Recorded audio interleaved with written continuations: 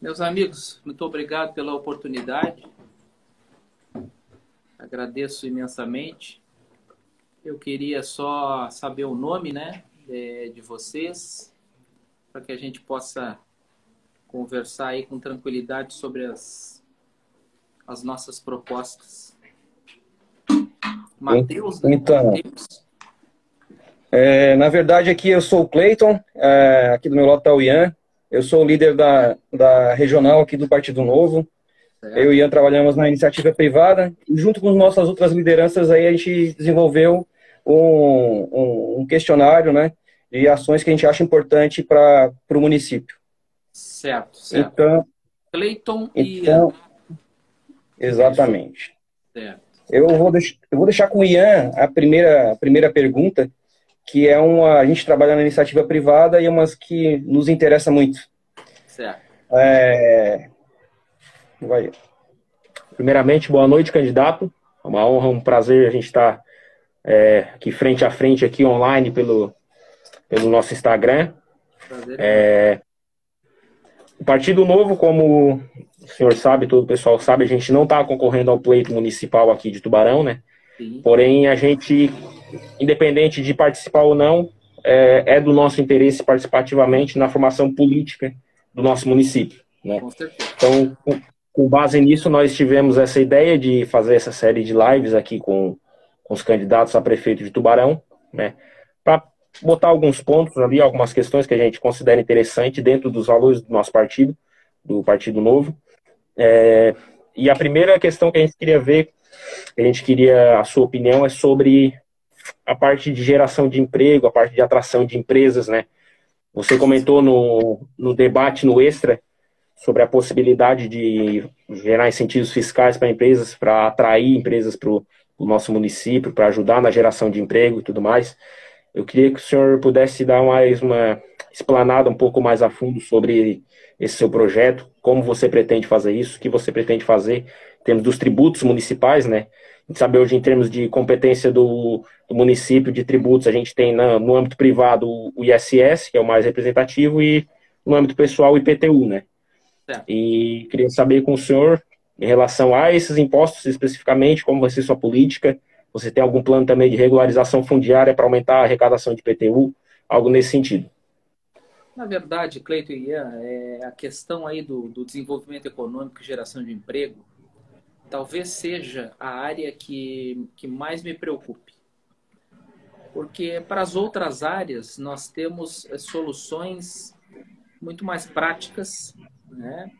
E temos também recursos destinados a estas áreas. Hoje em dia nós vemos que já é difícil manter as empresas que estão aqui em Tubarão. Ser empresário em Tubarão, e eu sou um empresário, eu sou um microempresário, eu tenho 8, 9 funcionários na minha clínica, é muito desgastante, tanto para tu abrir a empresa, quanto para tu mantê-la. Então, o primeiro passo é desburocratizar a abertura dessas empresas. Nós temos um exemplo em Jaraguá do Sul, que abre uma empresa aí em um dia, em horas. E também a questão de facilitar a vida dessas micro e pequenas empresas. Nós temos hoje 14 mil empresas pela JUSESC, 14 mil empresas, 14 mil CNPJs cadastrados, 7 mil, ou seja, 50% são MEIs. E isso demonstra a fragilidade desse setor em Tubarão. O que nós precisamos, efetivamente, na minha humilde opinião, de um médico, não de um economista, é de que a gente aproveite aquele parque industrial que tem ali, hoje, um parque industrial acanhado, com pequenos terrenos, que não vai ser tão atrativo assim, mas que nós possamos construir galpões e licitar esses galpões para micro e pequenos empresários por algum tempo, com isenção de tributos municipais por algum tempo também. Logicamente, vão precisar da Câmara para aprovar, etc, etc.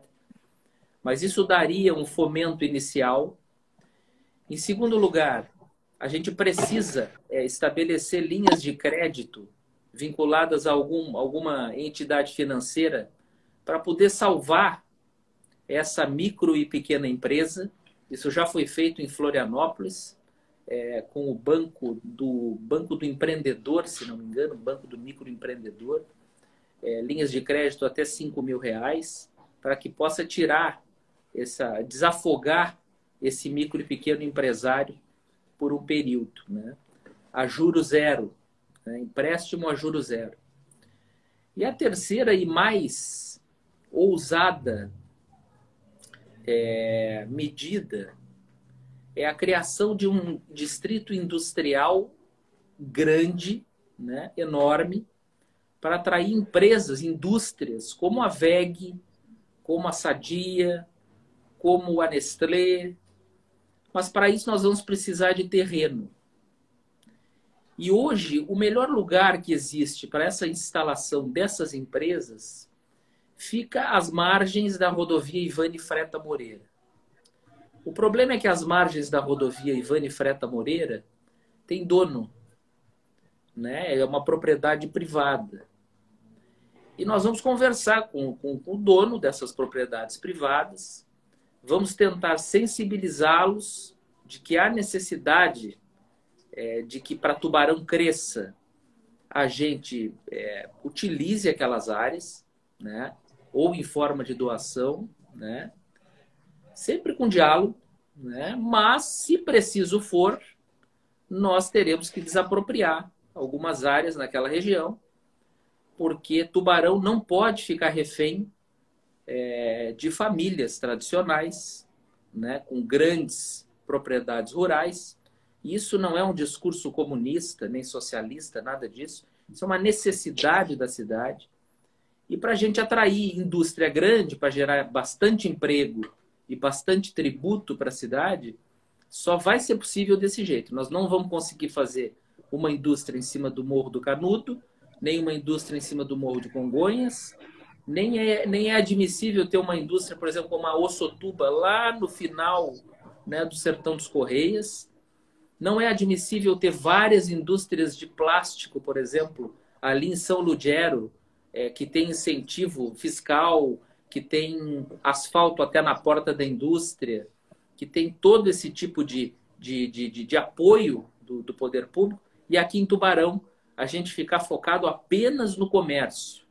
Eu digo a vocês, Cleiton e Ian, que a franquia que mais abriu aqui em Tubarão, logicamente que nós tivemos a pandemia, mas antes disso já vinha acontecendo, porque antes de acontecer a pandemia, 4.000 CNPJs foram extintos. Então não é a culpa só da pandemia. Eu digo que a franquia que mais abriu aqui em Tubarão foi a franquia Aluga. Então, onde você passa, numa sala comercial, está lá, aluga ou vende. Isso é lamentável. Isso é preocupante, porque eu tenho uma filha de 11 anos que daqui a pouco está com 18, daqui a pouco está com 24, está no mercado de trabalho. E aí o que vai ser feito? Vai ter que ir embora de Tubarão, como muitos já foram? Então eu vejo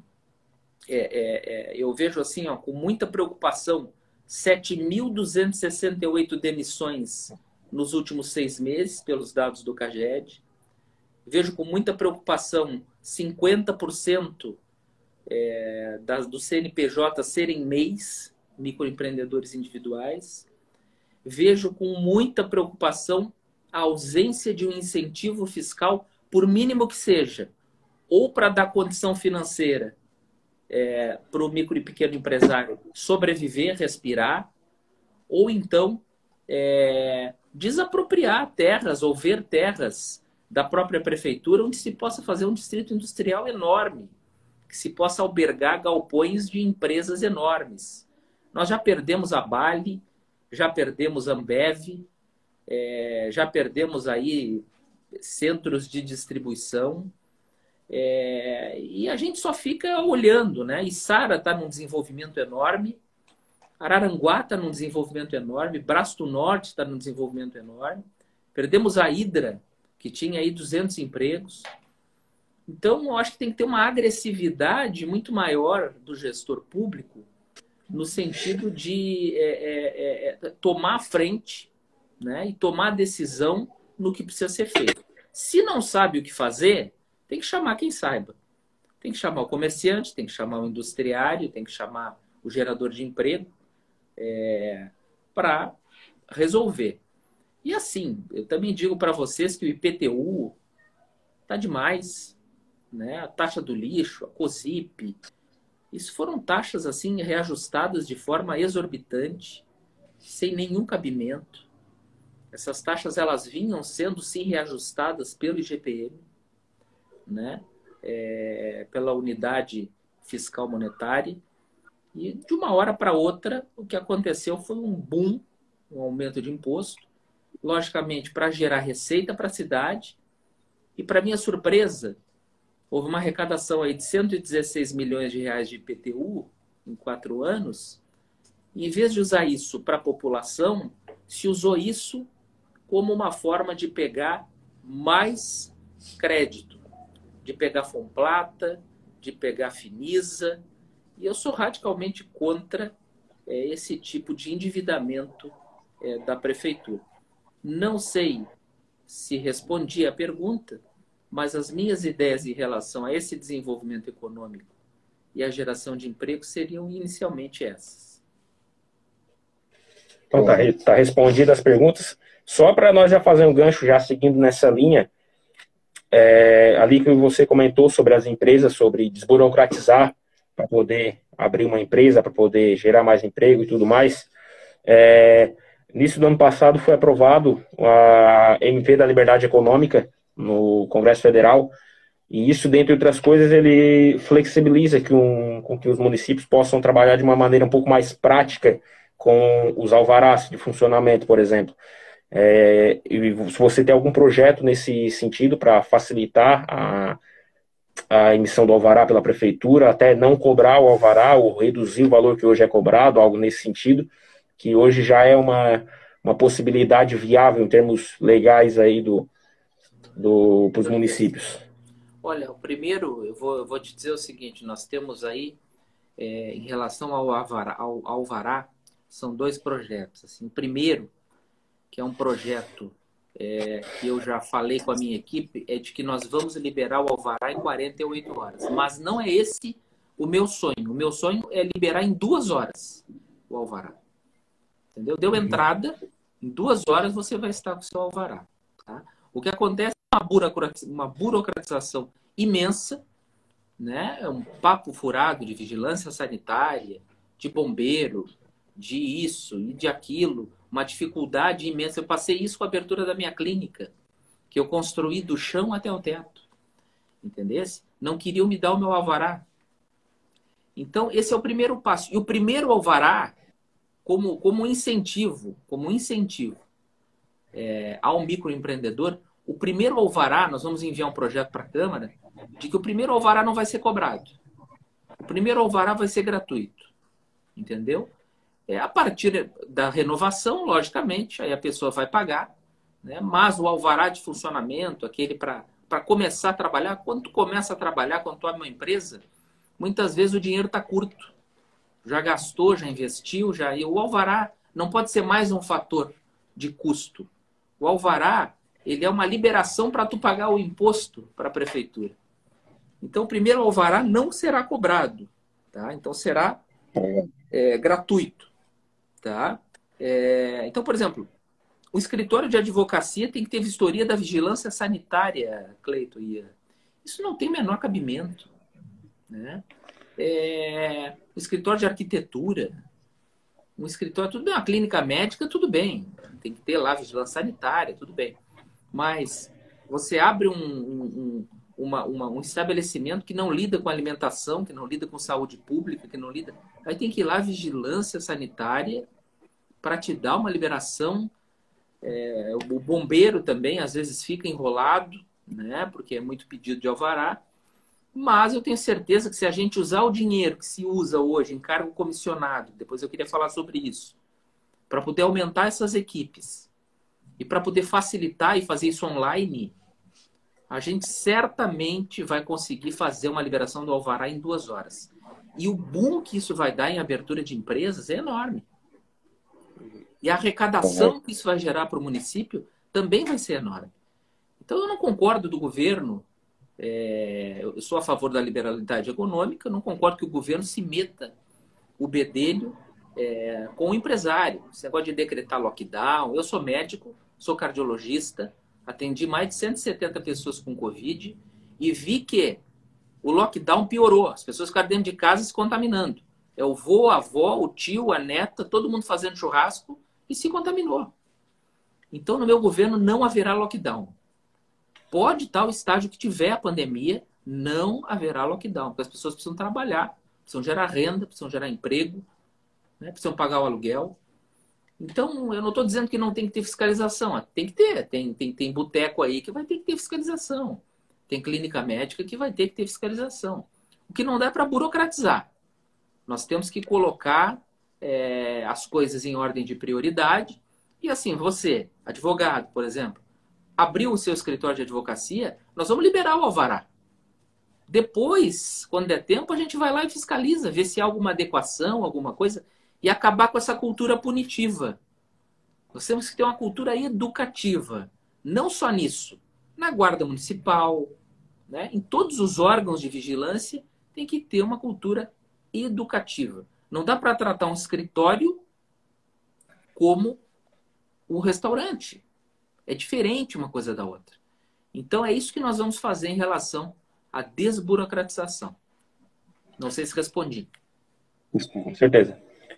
Doutor Cristiano, você sabe que o Partido Novo se preocupa com 3 áreas essenciais, né? Que é educação, saúde e segurança. Sim. Não só a economia dos gastos para aplicar nesses 3 segmentos, mas economizar e aplicar com eficiência. O que o senhor tem a dizer sobre esses 3 itens? Que a gente tem uma UPA aí que não andou, o IDEB vem descendo, né? Vem caindo nos últimos anos, né? Não só em Tubarão, mas em várias cidades. Até Jaraguá tem um bom exemplo quanto à educação municipal. O que o senhor pensa nesses 3 itens? Bom, vou começar pela minha área, que é a área da saúde. Eu entrei na política por indignação, por não aguentar mais ficar do lado de cada mesa pedindo exame e o paciente do lado de lá da mesa fazendo de conta que vai fazer o exame. Então, para teres uma ideia, hoje em Tubarão nós temos mais de 9.000 pessoas esperando um exame, uma consulta ou um procedimento. Nós temos hoje em Tubarão uma emergência que parece um porão e que entra água quando chove, porque eu conheço muito bem aquela emergência. É uma emergência insalubre e que atende mais de 300.000 pessoas. Nós não temos um centro de diagnóstico por imagem da prefeitura. Um centro de diagnóstico simples, com ultrassom que custa 60 mil reais, com um raio-x digital que custa 100 mil, com uma mamografia que custa 80 mil, com aparelhos que podem dar qualidade de vida e salvar a vida das pessoas. Não adianta ter Outubro Rosa, iluminar de cor-de-rosa o hospital e não ter acesso a uma mamografia. Eu tenho pacientes minhas com nódulo de mama há mais de 1 ano esperando. Sorte que o nódulo é benigno. Se fosse maligno, ela já estaria morta. Eu não consigo conceber como é que não existe uma UPA 24 horas. E UPA tem que ser 24 horas. Não existe UPA. UPA 10 horas, UPA 12 horas, UPA 5 horas. A UPA é 24 horas. E é uma estrutura importante que interliga os postos de saúde, que é a atenção básica, a atenção mais simples, ao hospital, que é a alta complexidade.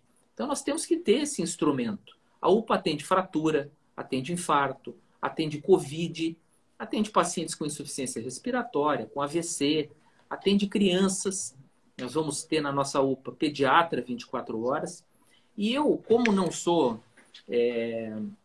leviano, eu fui buscar me informar quanto custava isso para não falar besteira. Então eu procurei, logicamente, modelos de UPA. Procurei a UPA de Bombinhas, a UPA de São Lourenço do Oeste, a UPA de Araranguá, a UPA de Criciúma. Por exemplo, a UPA de Criciúma, que é a UPA da Próspera, atende 11 mil pessoas por mês e tem um custo de 650 mil reais por mês, sendo que 300 mil vem do governo federal. Ou seja, a Prefeitura de Criciúma só gasta 350 mil reais. Isso é dinheiro de bala, perto da arrecadação de uma prefeitura. Hoje, Cleiton e Ian, a Prefeitura de Tubarão arrecada mais de 400 milhões por ano. A Prefeitura gasta mais de 14 milhões de reais por ano com comissionados. E gasta mais de 12 milhões de reais com o gabinete do prefeito, com o gabinete de ouro. A satisfação da UPA é de 90%. Então, aquilo ali é reduzir sofrimento. É para isso que o gestor, que o governante, ele deve atuar. Ele tem que confortar e reduzir sofrimento. Ele não vai resolver tudo. Eu não espero resolver tudo. Tenho humildade o suficiente para saber das minhas limitações intelectuais e administrativas. Porém, eu não consigo ver mais esse sofrimento, ver o dinheiro no caixa e não ser feito. Então, de onde vai sair o dinheiro da UPA?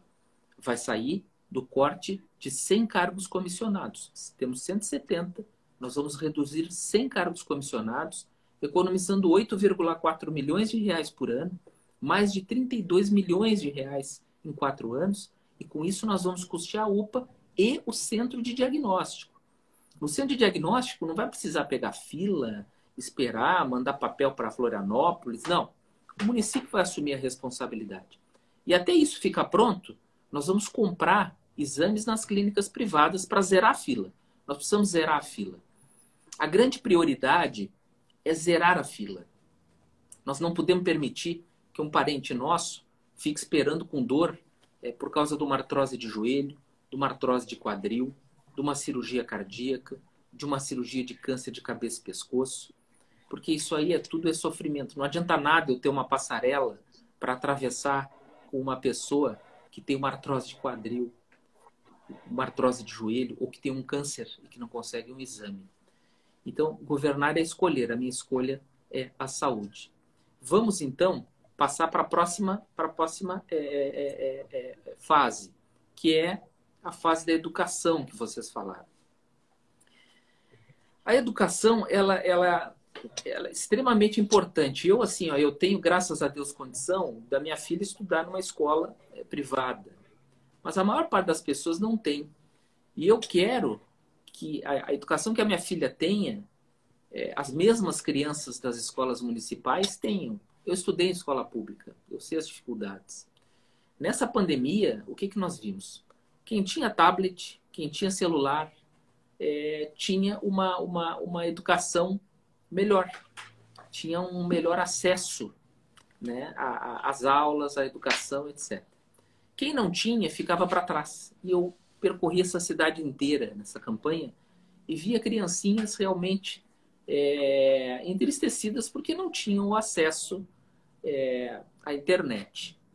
Nós temos um programa muito simples que me foi mostrado pelo ex-deputado Mauro Mariani, de fornecer internet para todos, que é um programa do governo federal, e de tablets para as 3.500 crianças do ensino básico, para que todo aluno possa ter acesso à matéria, possa ter acesso ao conteúdo.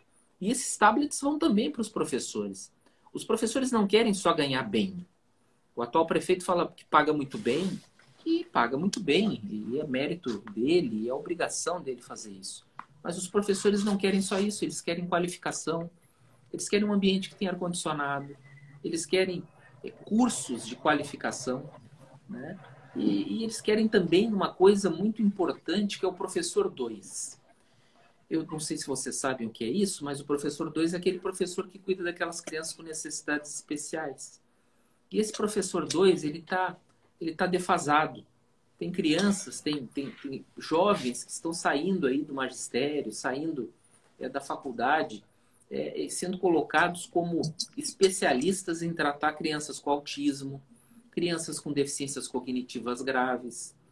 Isso não é justo. Então, o professor 2 na nossa gestão vai ser valorizado como o professor 1.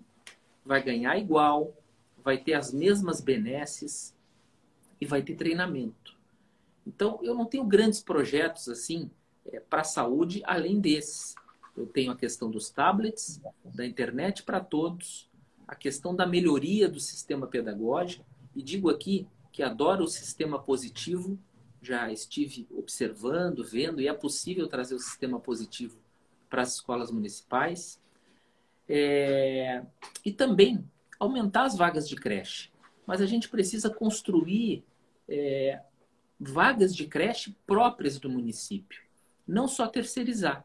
Vamos terceirizar, vamos continuar terceirizando, mas vamos fiscalizar a merenda, vamos fiscalizar o ambiente, vamos ver se tem ar-condicionado e se tem um número razoável de crianças dentro daquela sala de aula. E o mais grave de tudo, o que mais me sensibilizou lá na área verde foi ver uma mãe que me pediu para fazer um programa para que a criança recebesse pão e leite no fim de semana. Muitas crianças vão para a escola para comer. Eu achei que isso não tinha em Tubarão, mas tem. Tem muito. E esse programa Pão e Leite saiu dessa mãe. Essa mãe me pediu e eu coloquei no meu plano de governo esse programa, onde as crianças em vulnerabilidade social receberão, na sexta-feira, pão e leite para não passar fome fim de semana. E para terminar, nós vamos ver as vagas, especialmente perto da casa dos alunos. Não adianta morar em Congonhas e ter uma vaga de creche lá na Passagem, que é o que acontece.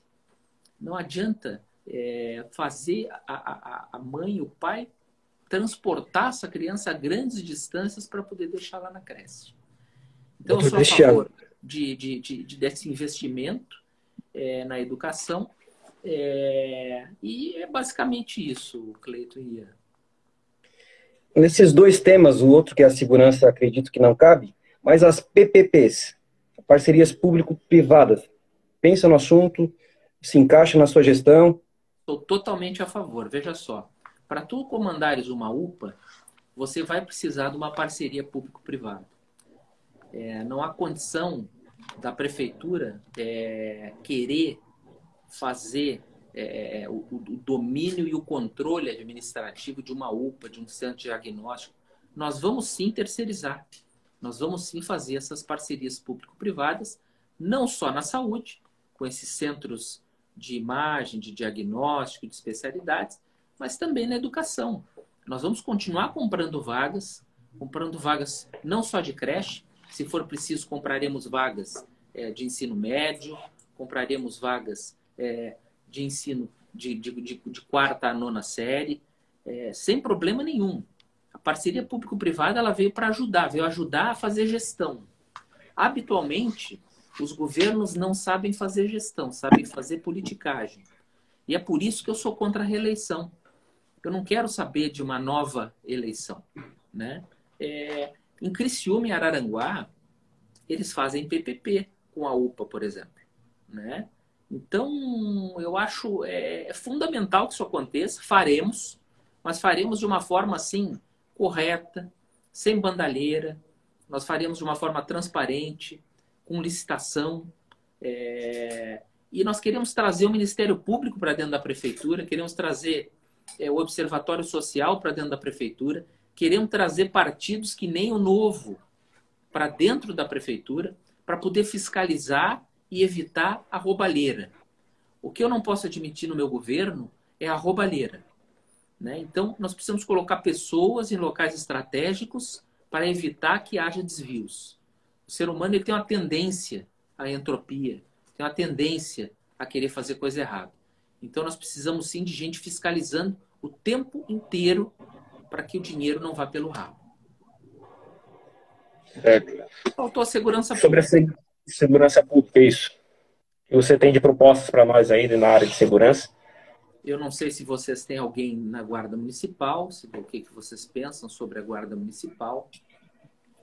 Eu penso que segurança pública se faz com polícia militar.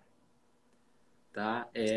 A Guarda Municipal é uma estrutura importante, ela será remanejada no meu governo e será transformada numa agência reguladora de trânsito, né? Como é a CET em São Paulo, né? A Companhia de Engenharia e Tráfego. Não vejo como necessário ter uma guarda municipal armada, né, para combater criminalidade. A Guarda Municipal hoje, ela custa aos cofres públicos, esse ano especificamente, R$ 4.550.000. E nos últimos 4 anos, ela custou R$ 11.980.000. Nós não podemos criar a indústria da multa em Tubarão.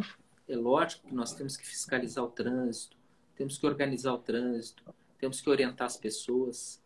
Agora nós vamos readequar essa forma que está sendo feita.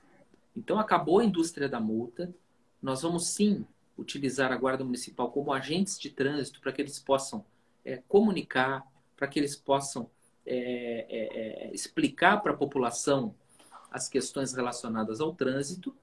Logicamente, se tiverem que emitir algum auto infracional, irão emitir, mas o que eu queria garantir aqui para os guardas municipais é que eles não vão perder nenhum dos seus direitos.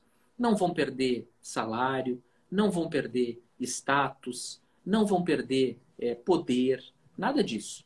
Eles só vão me ajudar, como prefeito, a organizar esse trânsito caótico de Tubarão. E nós faremos convênios, sim, para combater a criminalidade com a Polícia Militar. Nós investiremos grandes quantias financeiras na Polícia Militar, porque a Polícia Militar é uma instituição preparada, tem o apoio do Estado, é respeitada e está aí para nos defender. Eu vejo que há uma necessidade muito maior de investimento na PM do que uma necessidade de investimento nesse momento na Guarda Municipal. Vamos dividir. A PM vai cuidar da criminalidade, vai nos proteger, né? Vai estar preparada para combater o tráfico, para combater as contravenções. E a Guarda vai estar ali para nos proteger o patrimônio público, para proteger as nossas escolas, para controlar o trânsito, a mobilidade urbana. E eu tenho certeza que eles vão nos ajudar muito nisso. Guarda Municipal, na minha opinião, não deve andar armado, né? Ele tem que ter proximidade com a população, ele tem que ter essa empatia, e eu tenho certeza que eles vão adorar exercer essa nova função do que está correndo atrás de bandido e arriscando a vida e a vida da família deles. E como você comentou ali, em relação a direcionar a Guarda Municipal mais para controle de tráfego do município, né, nosso trânsito e tudo mais, já queria entrar num outro assunto aqui que a gente tem, que é sobre a mobilidade urbana, plano de mobilidade urbana. Você comentou que o nosso trânsito hoje é muito caótico, né? Queria saber o que você tem de propostas nesse âmbito de mobilidade urbana, ruas que precisam ser asfaltadas aí em Tubarão. Eu sou de São Martinho, sou morador do bairro São Martinho, conheço bem a realidade dos moradores ali do Caruru, por exemplo, que tem bastante necessidade de pavimentação daquela rua. Queria saber se o senhor tem algum projeto nesse sentido, tanto da pavimentação quanto de uma melhor organização do nosso trânsito no município. Um fluxo melhor. Isso, o fluxo, né? Verdade, Cleiton e Ian, nós precisamos, em primeiro lugar, colocar na cabeça de quem vai sentar na cadeira de prefeito de que essas questões são técnicas. Então, você não pode aceitar que um gerente de trânsito, com todo respeito aos vendedores de cerveja e aos radialistas, você não pode aceitar que um gerente de trânsito seja um radialista ou um vendedor de cerveja. Um gerente de trânsito, um secretário de trânsito e de mobilidade, ele precisa ser alguém formado, precisa ser um engenheiro de tráfego. Nós precisamos contratar uma empresa no primeiro mês de governo para fazer o plano de mobilidade urbana. Um plano para muitos anos, para 20 anos, para 30 anos.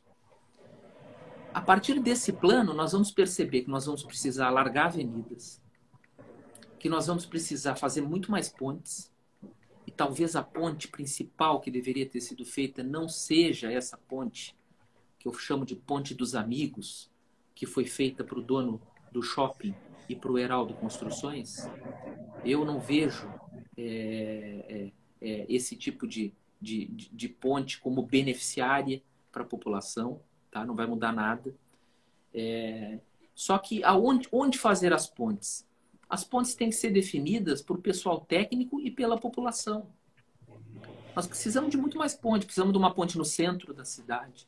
Precisamos de uma ponte na Guarda. precisamos de outra ponte ali perto da ponte do Morrotes, né? Nós precisamos da ponte que liga Capivari a Tubarão. Então, é uma série de pontes que precisaremos para atravessar o rio e para melhorar essa mobilidade. Mas não basta. Não basta. A gente sabe que as nossas ruas estão estreitas, as nossas ruas não têm sistema binário. Um exemplo claro da falta de planejamento é a Avenida Patrício Lima. Não sei se vocês já passaram lá no comércio da Patrício Lima para conversar com os comerciantes. Depois que a Patrício Lima passou a ser a saída da cidade, mais de 30 comerciantes fecharam as suas portas. Isso é falta de sensibilidade do governo. Então, um dos meus compromissos é de que a Avenida Patrício Lima voltará a ser a entrada da cidade. Ali tem que ser o início da cidade. Nós vamos fazer portais, vamos fazer investimentos, e a Patrício Lima, sim, vai voltar a ser a entrada da cidade. Ou, pelo menos, vai ser uma via de mão dupla. Nós não podemos matar o comércio das avenidas simplesmente porque um belo dia alguém acordou com poder, com caneta na mão, e foi lá e decretou isso. Ninguém foi ouvido, né?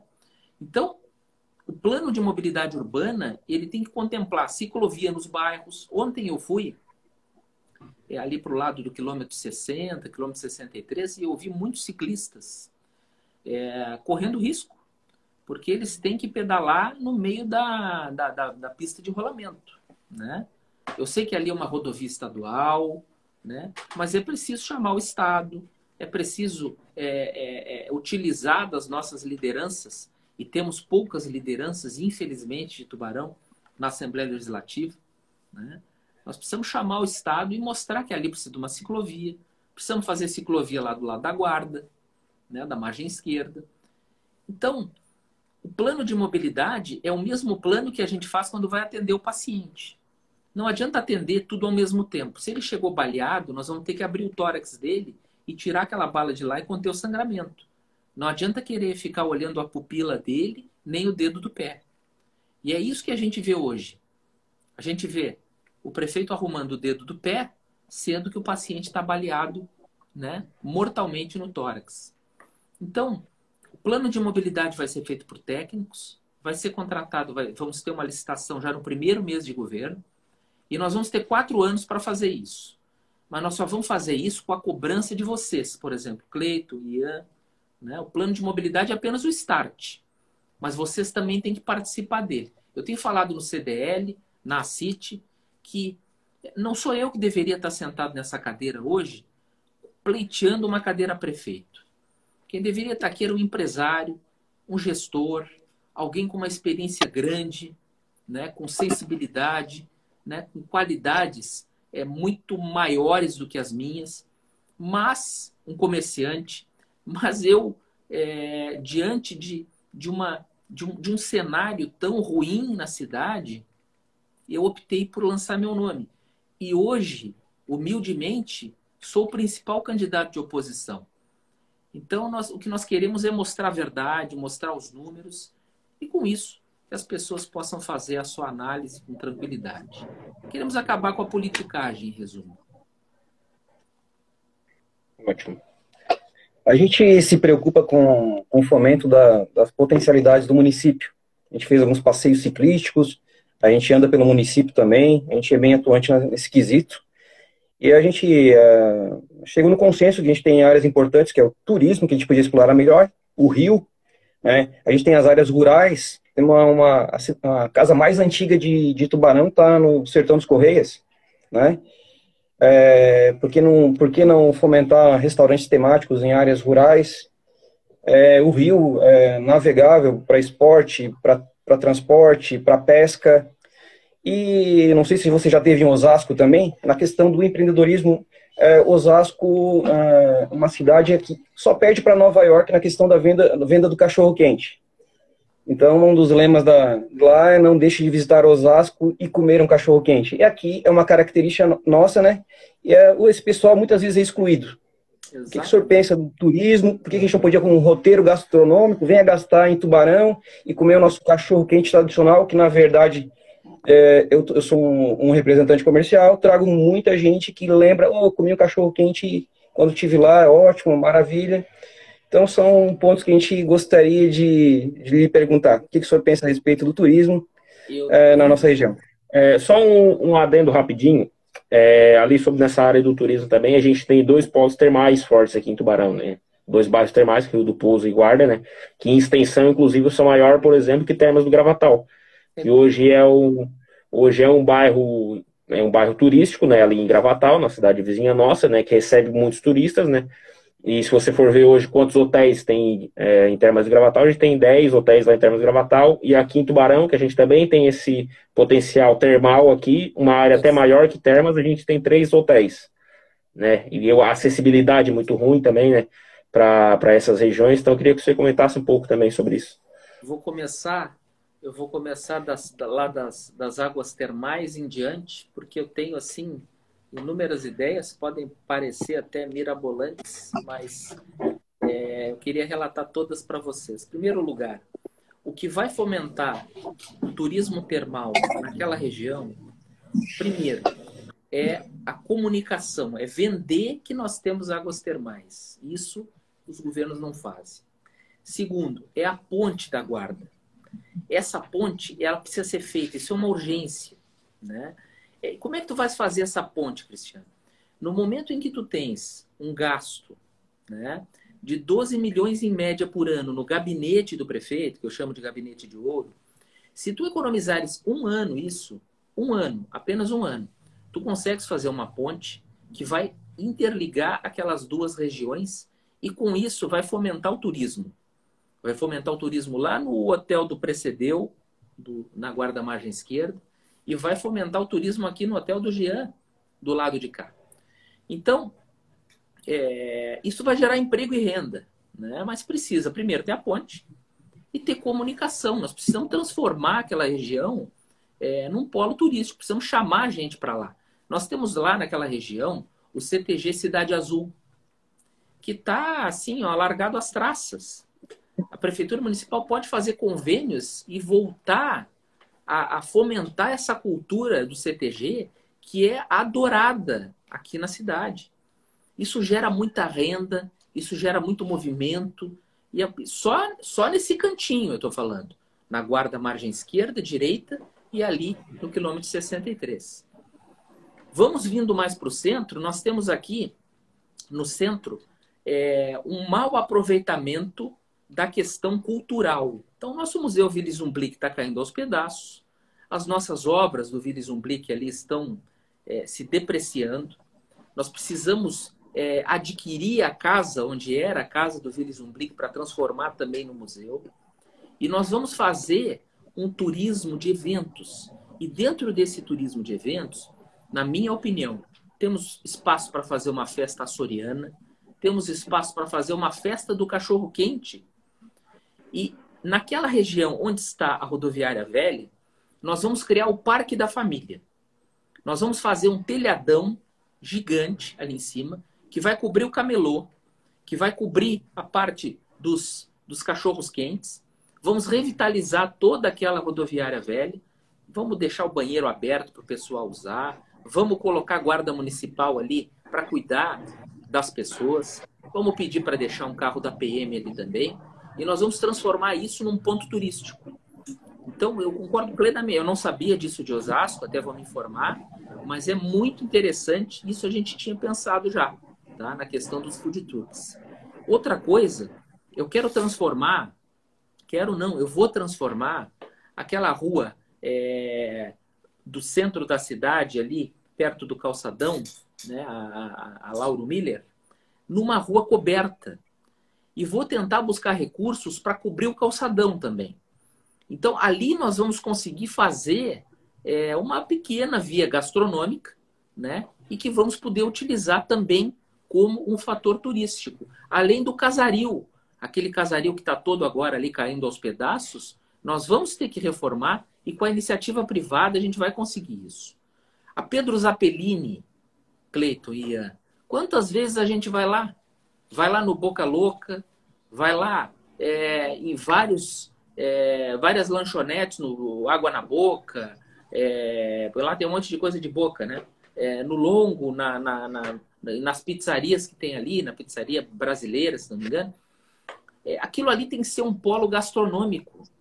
Nós temos que diminuir aquele canteiro central, nós temos que alargar aquelas pistas e transformar aquilo ali num polo gastronômico, né? E dar incentivo para quem se instalar naquela região de alguma forma ter isenção, né? Ou não sei se pode isenção de IPTU, mas de ter redução fiscal, né? Não dá para a gente ficar taxando e sobretaxando as pessoas que querem produzir emprego. Para você ter uma ideia, a COSIP tem um superávit de 10 milhões de reais. Nós poderíamos ter iluminação de LED na cidade inteira. Imagina ter uma iluminação de LED ali naquela região da Pedro Zappellini. Ou então ter uma iluminação de LED em toda a Marcolino Cabral. Temos que também encurtar aquele canteiro da Marcolino Cabral. Temos que alargar aquela pista. Temos que fazer um corredor de ônibus. Temos que transformar Tubarão numa cidade grande, pujante, que tenha orgulho, né, de si mesma. Então são pequenos aspectos. Fui até o Sertão dos Correias esses dias. O turismo rural de lá é maravilhoso. Só de tu ir lá sentar, ficar olhando aqueles morros lá, já é uma terapia, né? Temos Congonhas, podemos fazer um belvedere aí. O prefeito prometeu um belvedere nos Altos Altamiro Guimarães. Eu não vou prometer isso aí, porque eu não sou de ficar fazendo promessa de coisa que não, de coisa Nutella. Então nós vamos abrir Altamiro Guimarães e vamos ligar lá o Fábio Silva. Mas lá no Fábio Silva tem locais que dá para fazer esse tal belvedere, para olhar a cidade lá de cima, como tem em Laguna também. Então, tem muita coisa para fazer. O turismo rural, o turismo das águas termais, o turismo da serra. Por que a gente não pode vender que a serra é nossa? Nós estamos a 1 hora do início da subida da serra. As praias, né? Nós temos praias. A vista mais bela da cidade fica lá no bairro Cruzeiro. Você vê o rio do lado e a BR passando de lado a lado. Então, ideias tem muitas. É só querer fazer. O problema é querer colocar gerente de cultura, que é radialista, gerente de mobilidade urbana, que é radialista. Então, assim, ó, eu digo para vocês, Cleiton, e repito, que eu não vou para a reeleição, tá? Eu vou fazer o que tem que ser feito, doa quem doer, e quero deixar o meu legado. E o meu legado vai ser esse. Vai ser uma cidade diferente para todos. E depois a gente vê, ou faz um sucessor, ou, né, larga na mão de alguém. Agora, eu, particularmente, disputar outra eleição, vencendo essa, eu não vou para a reeleição. Vocês podem me cobrar isso. Perfeito.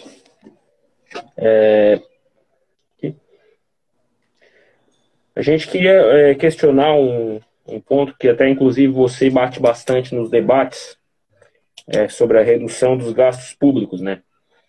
Então, como você fala ali sempre de reduzir cargos comissionados e tudo mais, a gente percebeu, a gente deu uma olhada no portal da Transparência, a gente percebeu que, além dos cargos comissionados, a gente visualiza também pagamento de gratificações e comissões dentro da prefeitura, né? E a gente quer saber se nessa linha você tem algum projeto de reforma administrativa e de uma forma de não só reduzir os cargos públicos, mas também reestruturar toda a parte organizacional da prefeitura em termos de cargos e quadro pessoal. Sim. Bom, o primeiro passo que a gente vai fazer, nós vamos exonerar todos os cargos comissionados, né? Talvez até, se vencermos a eleição, o prefeito já os exonere antes que a gente assuma.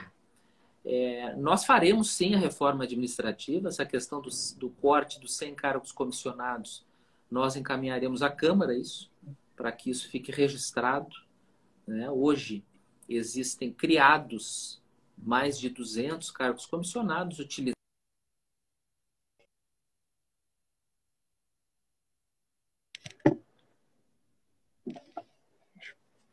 Foi lá.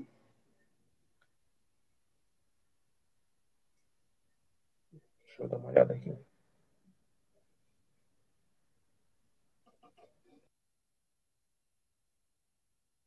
Acho que caiu lá. Isso é inaceitável. É lógico que teremos que ter algumas funções comissionadas e ter...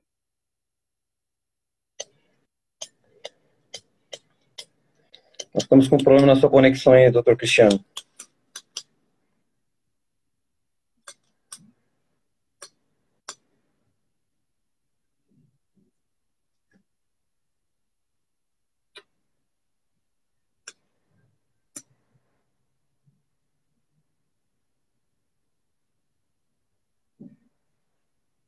Mensagem para o Lucas aqui. Opa,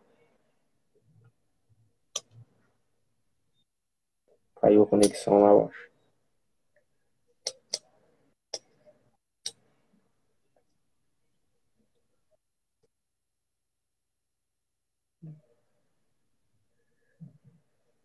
Vou falar com ele aqui.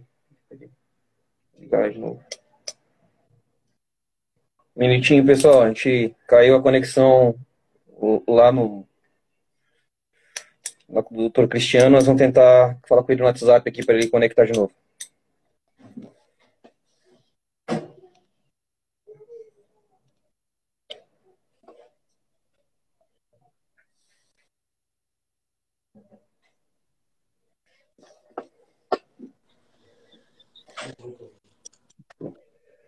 Voltou? Deu certo. Deu certo, já estamos vendo de novo, novamente. Estão ouvindo? Sim, sim, ouvindo. Acho que agora voltou. Estão ouvindo? Estamos ouvindo. Tá. Vamos lá. Eu estava falando sobre a questão da terceirização. Então, nós vamos fazer essa reforma administrativa. E muito mais do que uma reforma administrativa, nós vamos fazer uma reforma moral dentro da prefeitura. A questão das terceirizações. As terceirizações são importantes, mas elas precisam ser controladas por agentes externos. Então, por exemplo, o Observatório Social precisa controlar essas licitações. O Ministério Público, essas terceirizações.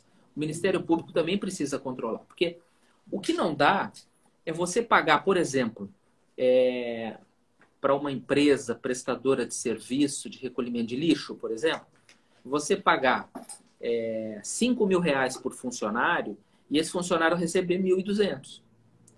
Então, essa disparidade é que nos deixa indignado e que nos deixa desconfiado. Porque sobra dinheiro. E esse dinheiro que sobra, ele vai para onde? É isso que a gente quer saber. E é essa caixa preta que nós vamos abrir quando assumirmos. PJ e terceirizada não entra no índice da folha, no índice de responsabilidade fiscal. Então também é preciso rever isso. É preciso moralizar, na verdade. Então nós vamos trabalhar com os nossos servidores efetivos, nós vamos trabalhar com alguns comissionados, logicamente, e nós vamos trabalhar, mas fundamentalmente com pessoas técnicas. Vocês não vão ver um médico secretário da educação, nem vão ver um professor cuidando do trânsito, nem, porque isso aqui é coisa séria. E eu não vou envergonhar o meu nome como médico fazendo uma gestão pífia. Eu quero moralizar essa cidade. Vejo comentários até agora aqui na live, até que interessantes. Por exemplo, por que não um parque de energia solar? Nós pensamos em fazer um projeto de que o prédio que tiver energia solar, ele vai ter grandes descontos no IPTU, por exemplo. Nós vamos mandar isso para a Câmara, vamos fazer projetos nesse sentido.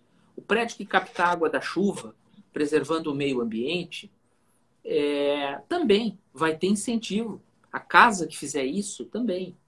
Mas nós precisamos primeiro arrumar a casa. Nós vamos assumir uma casa endividada, abandonada, né? E nós não temos a chance de errar.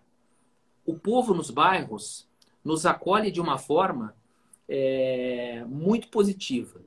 Nós vemos que existe uma chance muito real de vitória nessas eleições. E eu falei para o professor Jó, Jó, nós não teremos a chance de errar. Esse povo espera de nós uma redução de sofrimento. O primeiro passo que nós vamos fazer é cortar comissionado. Isso vai sobrar muito dinheiro. E a partir daí, nós vamos começar a investir, vamos acabar com essa agência reguladora de águas. Isso é uma vergonha, custa R$ 1.900.000 por ano, né? E economizando, o Tubarão vai ser diferente. Sabe por quê? Porque quem vai decidir onde vai ser a ponte, onde vai ser a passarela, onde vai ser investido o dinheiro da saúde, vai ser a população, vai ser a audiência pública. Nós vamos ouvir os partidos, inclusive o Partido Novo, se quiser participar, nós estaremos de portas abertas para vocês. Eu não fui para o Partido Novo por uma sucessão de burocracias também, que envolvem a filiação ao partido. E também porque eu precisava de um partido que me acolhesse, que fosse um partido que tivesse uma militância forte, levando em consideração que eu não tenho dinheiro para campanha, né? E que eu não tinha experiência política nenhuma. Mas vejo o partido de vocês como um partido, como uma solução para o país. Vocês veem o Romeu Zema lá, o que está fazendo lá em Minas Gerais. Nós vamos ouvir as entidades, nós vamos ouvir as pessoas, nós vamos ouvir os partidos políticos, mas sem essa de demagogia, politicagem, porque vocês já devem ter ouvido falar de mim e vocês percebem que eu falo as coisas na cara, eu não fico fazendo rodeio. Eu falo que tem que ser falado. Por exemplo, tem alguns ataques aqui, na própria live aqui, dizendo sobre um comentário que eu fiz aí numa live minha, me chamando de mentira, etc. Né? Eu já até me desculpei por um comentário um pouco indelicado que fiz, me referindo aí, né, a uma pessoa pública. Peço desculpas novamente, mas é que assim, a gente é tão atacado, a minha família está sendo atacada há 1 ano e meio. Né? A minha filha está sendo atacada há 1 ano e meio. Eu tenho 11 anos de idade, sofre bullying na escola, porque o pai dela é candidato a prefeito, porque o pai dela é médico e enfrentou a corrupção dentro do Hospital Conceição. Então chega um ponto que a gente explode, sabe? Que a gente vai para o ataque como pai de família. Mas eu já me desculpei, né? E essas pessoas que ficam me atacando, eu costumo dizer sempre, vou continuar dizendo, me chama do que quiser. Pode me chamar de brigão, pode me chamar de bravo, pode me chamar de feio, mas de ladrão ninguém me chama. Né? Então, eu peço desculpas à população, às vezes pelas palavras um pouco rudes, mas de ladrão ninguém tem coragem de me chamar. Doutor Cristiano, o tempo da nossa live vai se encerrar e a gente tem um espaço democrático ali para o final, para o candidato fazer o merchandising, deixar o seu recado final. Então, esse espaço é seu agora. Lembrando que a gente vai estar com o Instagram gravado também, vamos passar para o YouTube, vai estar no nosso canal, quem quiser ver depois. Isso a gente vai mandar o link para a coordenação do MDB também. Então, fica à disposição os últimos minutos aí, os últimos 3 minutos aí da live. Bom, primeiro queria agradecer imensamente, né, o convite, né, dizer que pedir desculpas à população de Tubarão se em algum momento eu ofendi, né, alguma pessoa. Não é o meu feitio, eu sou um médico, estou há 17 anos trabalhando como médico, tenho 6.000 pacientes, não tenho nada que me desabone. Fiz a minha campanha de forma limpa, clara. E Tubarão pode escolher no dia 15 de novembro. Tubarão pode escolher ter uma UPA 24 horas. Tubarão pode escolher ter asfalto nos bairros. Tubarão pode zerar a fila do SUS em menos de 6 meses. Tubarão pode ter uma cidade pujante. Pode ter uma cidade sem corrupção. Tubarão pode votar no amigo da saúde ou no inimigo da educação. Tubarão pode votar naquele que nunca dependeu de política e que não é político. Ou pode votar nos políticos profissionais que estão aí há mais de 20 anos. Para que Tubarão mude, para que Tubarão tenha todo esse avanço e que tenha essa pauta de valorizar as pessoas e essa pauta anticorrupção, você deve votar 15 no dia 15. Você deve votar num médico e num professor, no Dr. Cristiano e no professor Jó. E vote também nos vereadores da nossa coligação. A coligação do 15, a coligação do PSC, que é o 20, e na coligação do Podemos, que é o 19. nós podemos juntos fazer uma Tubarão melhor, fazer uma Tubarão mais humana, respeitando a vida e trabalhando por você. Muito obrigado pelo espaço, pela oportunidade. Eu fico à disposição, inclusive, de ideias que vocês devem ter para nos dar para o plano de governo. Obrigado mesmo. Agradeço e vou estar sempre à disposição de vocês. Um grande abraço nosso aqui também. Nós agradecemos, um grande abraço, boa sorte aí na campanha. Muito obrigado, fiquem com Deus.